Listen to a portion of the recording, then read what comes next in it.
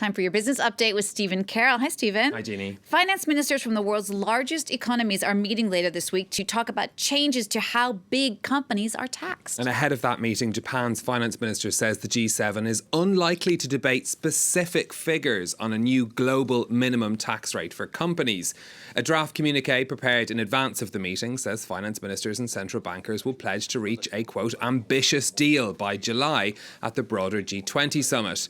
Taro Aso telling reporters in Tokyo that he would address Japan's position on the matter at a meeting with the US Treasury Secretary Janet Yellen.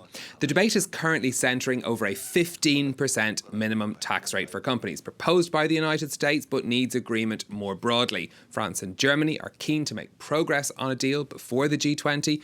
The Biden administration has reinvigorated a years-long negotiation over this issue, which is often focused on how countries can get more tax from big tech giants. We're going to stay with the tax theme now, Stephen, with EU negotiations about making things more transparent. The European Parliament is holding talks with the Commission and Council, seeking an agreement on a new system which would force big companies to say how much money they earned and how much tax they paid. It won't necessarily change a company's tax bill, but it would shine a light on the often opaque practices used by multinational firms. Catherine Bennett has more. New tax rules adapted to the 21st century. That's how Brussels sees its tax transparency proposal, as negotiators from the European Parliament, the Commission and the Council meet for talks. The rules revolve around what's called country-by-country reporting. It means that multinational companies would have to disclose profits, the number of employees they have, and how much tax they pay in each EU country. In order to have tax justice, we need transparency. We need to improve the reporting rules for the big multinational companies. We learned after the big scandals of LuxLeaks, Panama Papers and so on, there is a system in not paying taxes of Amazon, Google and all the other multinationals.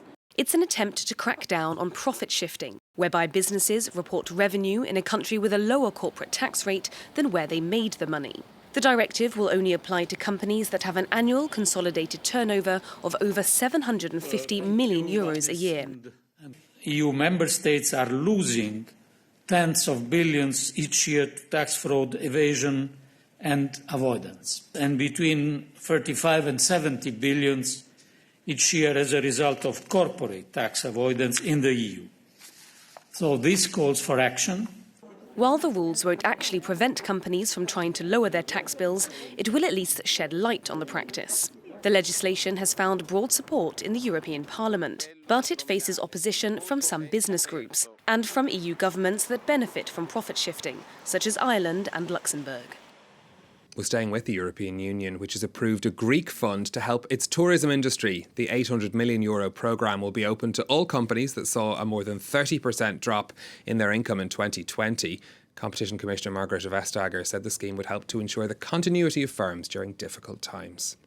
Here in France, the government has announced more help for businesses, but it's also paring back some of its COVID-19 support. So a new fund will provide €3 billion extra for large and medium-sized businesses. That money will be distributed via loans or equity injections. At the same time, from today, the government is starting to wind down its furlough scheme that paid the salaries of millions of private sector employees over the past year. Now, before today, the furlough scheme was covering 84% of a worker's net salary. That will now go down to 72%. There is an exception for some of the sectors that have been worst hit during the pandemic, like tourism and hospitality. They'll have another month before the reduced rate is applied. Well, these changes come as economists are debating France's economic response to the crisis and whether the supports that have been put in place may have been too generous. It's back to business as usual. This restaurant in Marseille was able to furlough all of its employees during the pandemic, thanks to financial support from the government.